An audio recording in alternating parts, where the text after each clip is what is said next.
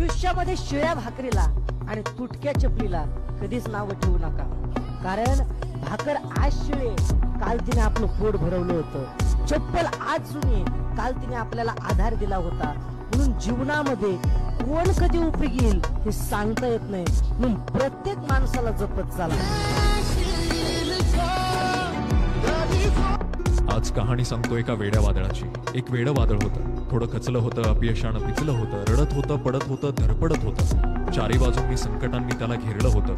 शोधत होतं किनारा, पण न कळत एकाच वळणावर भरकटलं होतं. पण सत्याला फाटा नाही आणि संयमाला दुजोरा नाही आणि कष्टाला पर्याय नाही हे सूत्र त्याला फार छान माहिती होतं. त्याचं आयुष्य म्हणजे दुष्काळी भेगाळलेलं जमिनीचं रान होतं.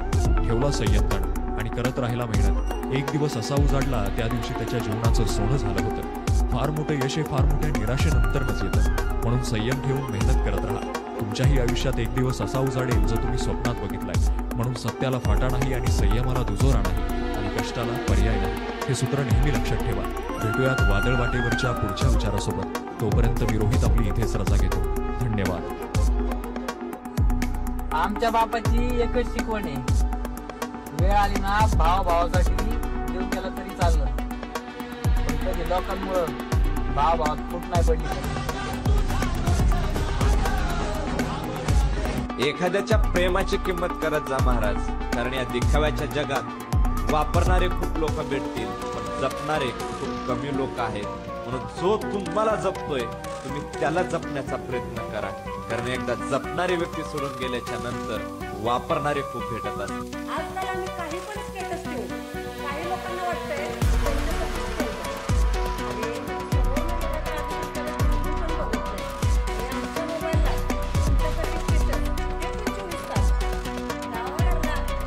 लांडग्या मोर तेड्या मेंढ्याची वळवळ जाग्यावरती खेळग पाहिला जाग्यावरती. काळ आहे, राजाचा रंग कधी होईल आणि रंगाचा राजा कधी होईल काही सांगण्यात नाही. कुठल्या गोष्टीवर घमंड करणं, आपले दिवस उद्या कोणाचे तरी दिवस येणार. कळलं का? जगात एक गोष्ट आवडली लक्षात घ्या, ही वेळ निघून जाणार. ते वाक्य फार महत्वाचं आहे. ही वेळ निघून जाणार आहे. आपली वाईट वेळ आहे ती पण निघून जाणारी, चांगली येणार आहे. ज्याची चांगली आहे त्यांनी पण लक्षात घ्या, ही चांगली वेळ आहे काय टिकणार नाही, ती पण निघून जाणार.